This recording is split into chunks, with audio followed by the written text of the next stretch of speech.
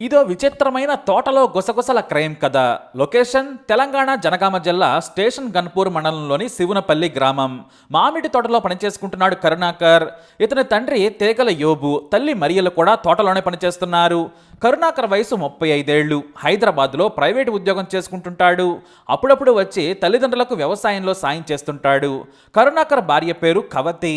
ఇద్దరు పిల్లలు కూడా ఉన్నారు. కరుణాకర్ కవితలది అన్యోన్య బంధం. జీవితం హాయిగా సాగిపోతుంది. అయితే వీరి తోటకు దగ్గరలోనే చిక్కుడు నాగరాజు పొలం ఉంది. ఈ నాగరాజు హమాలి పని చేసుకుంటూ జీవనం సాగిస్తున్నాడు. వ్యవసాయ పనులను ఎక్కువగా నాగరాజు భార్య చూసుకుంటూ ఉంటుంది. అయితే పక్కపక్కనే ఉన్న భూముల కారణంగా అప్పుడప్పుడు కరుణాకర్ అలాగే ఈ నాగరాజు భార్య మాట్లాడుకునేవారు. అయితే వారి పరిచయం కాస్త అక్రమ బంధానికి దారితీసింది. తోటలోని గుడిసెలోకి వెళ్లి శృంగారంలో గుట్టుగా పాల్గొని ఎవరి దారిన వారు వెళ్లిపోయేవారు. అయితే కరుణాకర్ ఎక్కువగా హైదరాబాద్లోనే ఉండేవాడు. కానీ ప్రియురాల కోసం తరచుగా రావడం మొదలుపెట్టాడు. ఎక్కువ సమయం ప్రియురాలు మాత్రమే ఫోన్ చేసేది. ఎందుకంటే భర్త చూస్తే చంపి పాతరేస్తాడనేది నాగరాజు భార్య భయం. మొగుడంటే భయం ఉంది, కానీ ప్రియుడిని మాత్రం వదలలేకపోయింది. ఇక శుక్రవారం వస్తే చాలు ప్రియుడు కరుణాకర్కు ఫోన్ చేసేది. ఎప్పుడు వస్తున్నావంటూ అడిగేది. తమకు ఏమైనా కావాల్సినవి తెప్పించుకునేది. వీరి అక్రమ బంధం రంజుగా సాగుతోంది. అలా అలా కాలం మెల్లిగా కరిగిపోతూ ఉంది. తోటలోనే మొగుడికి చెవిలో పూలు పెట్టి నాగరాజు భార్య రెచ్చిపోయింది. ఇటు భార్య ఉన్నా కూడా ప్రియురాలతో సుఖాన్ని ఎంజాయ్ చేస్తున్నాడు కరుణాకర్. అయితే వీరి బంధం పీక్స్కి చేరింది. మామూలుగా హమాలి పనిచేసే నాగరాజు ఉదయం 7 గంటలకే ఇంట్లో నుంచి బయటకు వెళతాడు. మళ్ళీ రాత్రికి గాని ఇంటికి తిరిగి రాడు. అందుకే అప్పుడప్పుడు కరుణాకర్ కూడా భయం వదిలేసి ఫోన్ చేయడం మొదలు పెట్టాడు. ప్రియురాలితో కరుణాకర్ గంటల తరబడి మాట్లాడేవాడు. కానీ కాలం ఎప్పుడూ ఒకేలా సాగదు కదా. రక్తంతోనే ఆ బంధం ముగుస్తుంది. రెండు కుటుంబాలు నాశనమవుతాయి. అలాగే కరుణాకర్ అతని ప్రియురాలి బంధానికి ఓ చిన్న ఫోన్ కాల్ ముగింపు పలికింది. మామూలుగా మనం మిస్డ్ కాల్ తో ఏర్పడ్డ అక్రమ బంధాలను చూస్తుంటాం. ఇక్కడ కరుణాకర్ తన ప్రియురాలి బంధానికి ఓ 30 సెకండ్ల కాల్ ముగింపు పలికింది. ఆగస్టు 25 ఉదయం 10 గంటల సమయం. నాగరాజు ఇంట్లోనే ఉన్నాడు. ఆ రోజు పనికి వెళ్లకుండా సెలవు తీసుకున్నాడు. వ్యక్తిగత పని ఉందని ఆగిపోయాడు. ఇది తెలియని కరుణాకర్ రొటీన్ గా ప్రియురాలకి ఫోన్ చేశాడు. ఎందుకంటే అది శుక్రవారం సాయంత్రం. ఇక శనివారం ఆదివారం సెలవు. 3 రోజుల పండగను మామిడి తోటలో ప్రియురాలతో చేసుకోవాలనుకున్నాడు. వారం ఎడబాటును ఇద్దరు అప్పటికే తట్టుకోలేకపోయారు. తన ప్రియురాలకి ఉదయం ఫోన్ చేశాడు కరుణాకర్. కానీ ఫోన్ దగ్గర అతని ప్రియురాలు లేదు. వంట పనిలో బిజీగా ఉంది. ఫోన్ రింగ్ అవుతుంటే నాగరాజు వెళ్లి చూశాడు. అది కొత్త నంబర్. ఎవరో కావచ్చులే అనుకున్నాడు. ఎందుకంటే తన భార్యకు ఫోన్ చేస్తే అందరూ బంధువులే చేస్తారు. వారందరి నంబర్లు సేవ్ చేసున్నాయి. మరి ఈ నంబర్ ఎక్కడిదనుకున్నాడు. బయటకు చూశాడు. భార్య బయట ఉంది. ఫోన్ లిఫ్ట్ చేశాడు నాగరాజు. వెంటనే అవతల వైపు నుంచి మగ గొంతు వినిపించింది. ఈ రోజు సాయంత్రం హైదరాబాద్ నుంచి వస్తున్నాను. తోటలోకి అందంగా తయారైరా, ఎంజాయ్ చేద్దామని మాట్లాడేసి ఫోన్ పెట్టేశాడు. కనీసం ఫోన్ ఎవరు లిఫ్ట్ చేశారు అనేది కూడా చూసుకోలేదు కరుణాకర్. నాగరాజు మనసు కొత్తలాడిపోయింది. ఆ గొంతును ఎక్కడో విన్నానే అనుకున్నాడు. కాస్త ఆలోచిస్తే కరుణాకర్ గొంతులా అనిపించింది. నాగరాజు రగిలిపోయాడు. నా భార్య ఎంత గలీజ్ పని చేస్తుందా అనుకున్నాడు. కానీ ఆమెను చూస్తుంటే నవ్వుతూ ఏమీ తెలియనట్లే హాయిగా మాట్లాడుతోంది. కానీ తాను బరువులు మోస్తూ ఒళ్ళు హోనం చేసుకుని కుటుంబాన్ని పోషిస్తుంటే తన భార్య ఎలా చేయడం తట్టుకోలేకపోయాడు. ఆమె ప్రియుడు కాల్ చేశాడని భార్యకు చెప్పలేదు నాగరాజు. అసలేం జరుగుతుందో చూద్దామనుకున్నాడు.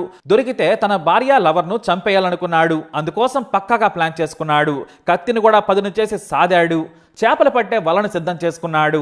ఇంట్లోనే పడుకుని భార్యను గమనించడం మొదలుపెట్టాడు. కానీ తన భార్యకు మళ్ళీ ఫోన్ రాలేదు. అయితే తాను బయటికి వెళితే మళ్ళీ తన భార్య ప్రియుడికి కాల్ చేస్తుందేమో అనుకున్నాడు నాగరాజు. దీంతో ఏమీ తెలియనట్టే బయటికి వెళ్ళాడు. నిజంగానే సాయంత్రం హైదరాబాద్ నుంచి కరుణాకర్ వచ్చాడు. దగ్గరకు వస్తుండగానే కాల్ చేశాడు. అందంగా తయారై తోటలోకి రమ్మని కరుణాకర్ ప్రియురాలికి చెప్పాడు. సరిగ్గా భర్త బయటికి వెళ్ళాడని దగ్గరే కావడంతో అందంగా తయారై నాగరాజు భార్య పొలానికి వెళ్ళింది. మరోవైపు నాగరాజేమో భార్య కాపు కాస్తూ ఉన్నాడు. తన భార్య కాపు కాస్తున్నాడని తెలియని అతని భార్య అందంగా తయారై మామిడి తోటలోకి వెళ్ళింది. సరిగ్గా మామిడి తోటలోకి వెళ్తుండగానే కత్తిని పట్టుకుని వారికి కనిపించకుండా వేరే దారి నుంచి వెళ్ళాడు నాగరాజు. ఇక ప్రియురాలను చూడగానే కరుణాకర్ ఖుషి అయిపోయాడు. ఇద్దరు ఓ చెట్టు చాటుకు నిలబడి కబుర్లు చెప్పుకుంటున్నారు. వారిద్దరూ నవ్వుతూ మాట్లాడుతుండగా లైవ్ లో చూశాడు నాగరాజు. ఫోన్ కాల్ కు లైవ్ వీడియోకు లింక్ మ్యాచ్ అయింది. ఇద్దరి మధ్య అక్రమ బంధం సాగుతుందని రూఢి చేసుకున్నాడు. వారిద్దరూ ఇక ఎంజాయ్ చేసేందుకు సిద్ధమవుతున్నారు. వెంటనే మెల్లిగా వెళ్లిన నాగరాజు ఒక్కసారిగా కత్తితో వెనుక నుంచి దాడి చేసి పదే పదే కరుణాకర్ను పొడిచాడు. తన భర్తను అలా చూసిన నాగరాజు భార్య కేకలు వేసి వణికిపోయింది. తనను కూడా చంపుతాడేమో అనుకుంది. అరిస్తే చంపేస్తానన్నాడు. దీంతో వణుకుతూనే నాగరాజు భార్య నోరు మూసుకుంది. మెడ మీద తీవ్ర గాయం కావడంతో కరుణాకర్ అక్కడికక్కడే కుప్పకూలిపోయాడు. ఆ తరువాత తన భార్యను ఇంటికెళ్ళమని చెప్పాడు. తెచ్చిన కుచ్చు వల సంచిలో మూట కట్టేసి నమిలిగొండ చెరువులో పడేసి ఇంటికి వెళ్ళిపోయాడు నాగరాజు. అయితే హైదరాబాద్ నుంచి ఇంటికి వెళ్లిన భర్త ఫోన్ చేయకపోవడంతో భార్య పలుమార్లు కాల్ చేసిన రిప్లై కూడా లేదు. పిల్లలు కూడా ప్రయత్నిస్తూ ఉన్నారు. దీంతో ఆ ఇంటికే వచ్చాడని మృతుడి తల్లిదండ్రులకు కరుణాకర్ భార్య కవిత చెప్పింది. దీంతో గ్రామం మొత్తం వెతికారు. కరుణాకర్ స్నేహితులందరికీ కాల్ చేసినా కూడా తమకు తెలియదని చెప్పారు. దీంతో ఎక్కడైనా ఫ్రెండ్ దగ్గర ఉన్నారేమో అనుకున్నారంతా. కానీ కనీసం ఫోన్ కూడా చేయకపోవడంతో పాటు కాల్ కూడా కనెక్ట్ కాకపోవడంతో భయపడ్డారు. ఇక కరుణాకర్ భార్య, కుటుంబ సభ్యులు, అతని సోదరులు చుట్టుపక్కల గ్రామాల్లో వెతికారు. బంధువులకు కాల్ చేశారు. అప్పటికే 2 రోజులైనా కూడా కరుణాకర్ ఆచూకీ లేదు.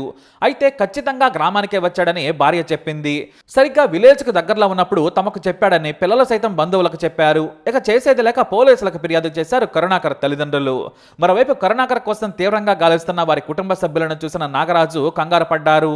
ఇక తన పేరు బయటకు వచ్చేస్తుందేమో అనుకున్నాడు. వెంటనే కామ్గా వెళ్లి తానే కరుణాకర్ను చంపానని ఫోన్ కాల్ నుంచి మర్డర్ వరకు మొత్తం పోసకొచ్చినట్లు చెప్పాడు నాగరాజు. తన భార్యతో అక్రమ బంధం పెట్టుకున్న అతన్ని బతకనివ్వద్దనుకున్నాను, అందుకే చంపానని పోలీసుల ముందు ఒప్పుకున్నాడు నాగరాజు. రఘునాథపల్లి స్టేషన్ గన్పూర్ సిఐలు శ్రీనివాసరెడ్డి, రాఘవేంద్రలు తమ సిబ్బందితో చెరువు దగ్గరకు వచ్చి మృతదేహం కోసం గాలింపు చర్యలు చేపట్టగా 2 గంటల తర్వాత కరుణాకర్ శవం దొరికింది. అప్పటికే మృతదేహం ఉబ్బిపోయి కుళ్ళిపోయే దశకు చేరుకుంది. భర్త మృతదేహాన్ని ఆ స్థితిలో చూసిన భార్య కవిత కన్నీరు మున్నీరైంది. బంధువులు, సోదరులు, తల్లిదండ్రుల రోదనలు మిన్నంటాయి. అయితే ఒక్కడే ఈ హత్యను ఎంత సులభంగా చేశాడా? వివాహేతర సంబంధమే కారణమా లేదంటే మరొకట అనేది పోలీసులు లోతుగా విచారణ చేసే పనిలో పడ్డారు. ఎందుకంటే మృతదేహం తరలింపు నుంచి హత్య వరకు అన్నింటిపైన విచారణ చేస్తున్నారు పోలీసులు. ఆ ఫోన్ కాలే హత్యకు దారితీసింది. స్థానికంగా ఇది సంచలనం సృష్టించింది. నాగరాజు భార్యను కూడా పోలీసులు అదుపులోకి తీసుకున్నారు. మరోవైపు నాన్న కావాలంటూ కరుణాకర్ కొడుకు, కూతురు గుండె లవిసేలా రోధించడం పలువురిని కంటతడి పెట్టించింది. మరి ఈ వీడియో అప్డేట్స్ కోసం మై ఛానల్ ఫాలో అవ్వండి. అలాగే తప్పకుండా సబ్స్క్రైబ్ చేసుకోండి.